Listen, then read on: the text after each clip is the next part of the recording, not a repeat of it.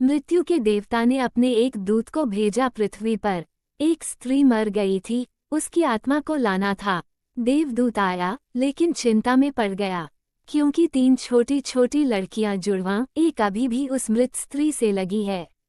एक चीख रही है, पुकार रही है। एक रोते रोते सो गई है, उसके आंसू उसकी आंखों के पास सूख गए हैं। 3 छोटी जुड़वां बच्चियां और स्त्री मर गई है, और कोई देखने वाला नहीं है। पति पहले मर चुका है, परिवार में और कोई भी नहीं है। इन 3 छोटी बच्चियों का क्या होगा? उस देवदूत को ये ख्याल आ गया, तो वह खाली हाथ वापस लौट गया।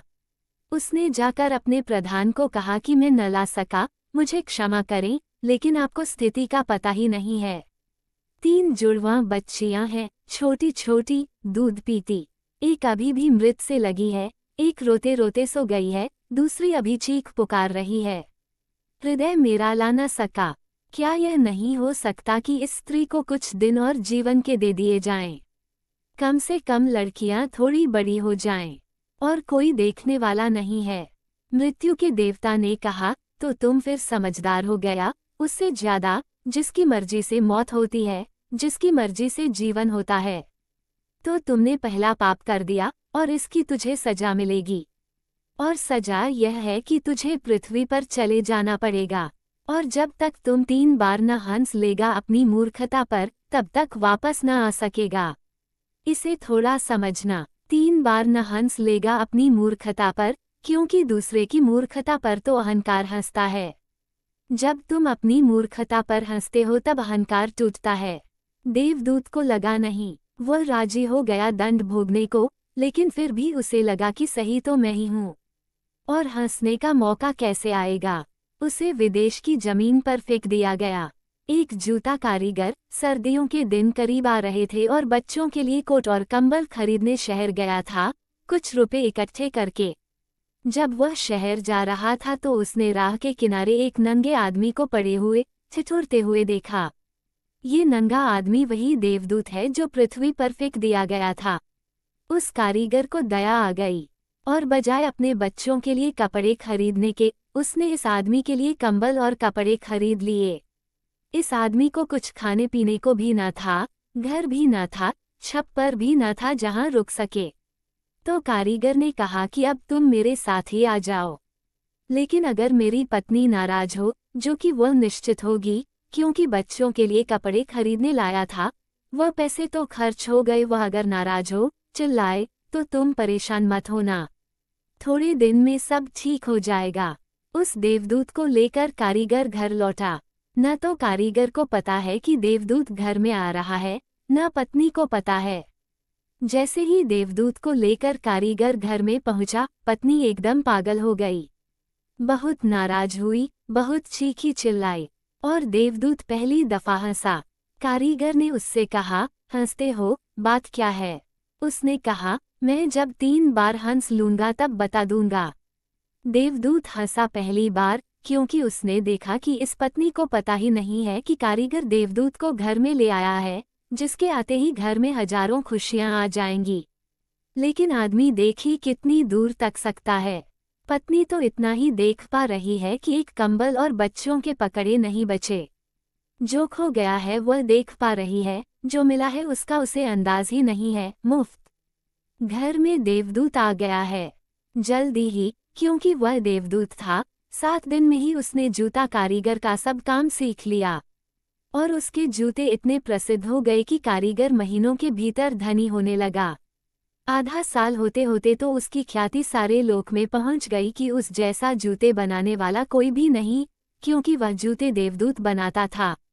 सम्राटों के जूते वहां बनने लगे, धन अपरंपार बरसने लगा। एक दिन सम्राट का आदमी आया, और उसने कहा कि यह चमड़ा बहुत कीमती है, आसानी से मिलता नहीं, कोई भूल चूक नहीं करना। जूते ठीक इस तरह के बनने हैं, और ध्यान रखना जूते बनाने हैं, स्लीपर नहीं, क्योंकि इस देश में जब कोई आदमी मर जाता है तब उसको स्लीपर पहनाकर मरघट तक ले जाते हैं। कारीगर ने भी देवदूत को कहा कि स्लीपर मत बना देना, जूते बनाने हैं, स्पष्ट आज्ञा है, और चमड़ा इतना ही है। अगर गड़बड़ हो गई तो हम मुसीबत में फंसेंगे। लेकिन फिर भी देवदूत ने स्लीपर ही बनाए। जब कारीगर ने देखे कि स्लीपर बने हैं तो वो क्रोध से आग बबूला हो गया। वो लकड़ी उठाकर उसको मारने को तैयार हो गया कि तुम हमारी फांसी लगवा देगा, और तुझे बार बार कहा था कि स्लीपर बनाने ही नहीं है, फिर स्लीपर किस लिए? देवदूत फिर खिलखिला कर हंसा। तभी आदमी सम्राट के घर से भागा हुआ आया। उसने कहा, जूते मत बनाना, स्लीपर बनाना, क्योंकि सम्राट की मृत्यु हो गई है। भविष्य अज्ञात है, सिवाय उसके और किसी को ज्ञात नहीं, और आदमी तो अतीत के आधार पर निर्णय लेता है। सम्राट जिंदा था तो जूते चाहिए थे, मर गया तो स्लीपर पर चाहिए। तब वो कारीगर उसके पैर पकड़कर माफी मांगने लगा कि मुझे माफ कर दे, मैंने तुझे मारा। पर उसने कहा, कोई हर्ज नहीं, मैं अपना दंड भोग रहा हूँ। लेकिन वो हंसा आज दोबारा। कारीगर ने फिर पूछा कि हंसी का कारण। उसने कहा कि जब मैं 3 बार हंस लूं। दोबारा हंसा इसलिए कि भविष्य हमें ज्ञात नहीं है, इसलिए हम आकांक्षाएं करते हैं जो कि व्यर्थ हैं। हम अभीप्साएं करते हैं जो कभी पूरी न होंगी। हम मांगते हैं जो कभी नहीं घटेगा, क्योंकि कुछ और ही घटना तय है। हमसे बिना पूछे हमारी नियति घूम रही है, और हम व्यर्थ ही बीच में शोरगुल मचाते हैं। चाहिए स्लीपर और हम जूते बनवाते हैं। मरने का वक्त करीब आ रहा है और जिंदगी का हम आयोजन करते हैं। तो देवदूत को लगा कि वे बच्चियां, मुझे क्या पता भविष्य उनका क्या होने वाला है। मैं नाहक बीच में आया, और तीसरी घटना घटी कि एक दिन 3 लड़कियां आई जवान। उन तीनों की शादी हो रही थी, और उन तीनों ने जूतों के ऑर्डर दिए कि उनके लिए जूते बनाए जाएं। एक बूढ़ी महिला उनके साथ आई थी जो बड़ी धनी थी। देवदूत पहचान गया, ये वही 3 लड़कियां हैं जिनको वह मृतमा के पास छोड़ गया था और जिनकी वजह से वह दंड भोग रहा है। वे सब स्वस्थ हैं, सुंदर हैं।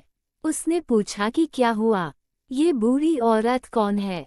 उस बूढ़ी औरत ने कहा कि ये मेरी पड़ोसन की लड़कियां हैं। गरीब औरत थी, उसके शरीर में दूध भी न था, उसके पास पैसे लत्ते भी नहीं थे, और 3 बच्चे जुड़वां। वह इन्हीं को दूध पिलाते पिलाते मर गई। लेकिन मुझे दया आ गई, मेरे कोई बच्चे नहीं हैं, और मैंने इन तीनों बच्चियों को पाल लिया। अगर माँ जिंदा रहती तो ये तीनों बच्चियां गरीबी, भूख और दीनता और दरिद्रता में बड़ी होती। माँ मर गई, इसलिए ये बच्चियां तीनों बहुत बड़े धन वैभव में, संपदा में पलीं। और अब उस बूढ़ी की सारी संपदा की यही 3 मालिक हैं, और इनका सम्राट के परिवार में विवाह हो रहा है। देवदूत तीसरी बार हंसा, और कारीगर को उसने कहा कि ये 3 कारण हैं। भूल मेरी थी, नियति बड़ी है, और हम उतना ही देख पाते हैं जितना देख पाते हैं। जो नहीं देख पाते, बहुत विस्तार है उसका, और हम जो देख पाते हैं उससे हम कोई अंदाज नहीं लगा सकते जो होने वाला है, जो होगा। मैं अपनी मूर्खता पर 3 बार हंस लिया हूँ। अब मेरा दंड पूरा हो गया और अब मैं जाता हूँ। तुम अगर अपने को बीच में लाना बंद कर दो तो तुम्हें मार्गों का मार्ग मिल गया। फिर असंख्य मार्गों की चिंता न करनी पड़ेगी। छोड़ दो उस पर, वो जो करवा रहा है, जो उसने अब तक करवाया है, उसके लिए धन्यवाद। जो अभी करवा रहा है उसके लिए धन्यवाद। जो वह कल करवाएगा उसके लिए धन्यवाद। तुम बिना लिखा चेक धन्यवाद का उसे दे दो। वह जो भी हो, तुम्हारे धन्यवाद में कोई फर्क न पड़ेगा। अच्छा लगे, बुरा लगे, लोग भला कहें, बुरा कहें, लोगों को दिखाई पड़े दुर्भाग्य या सौभाग्य, ये सब चिंता तुम मत करना। धन्यवाद। राधे राधे।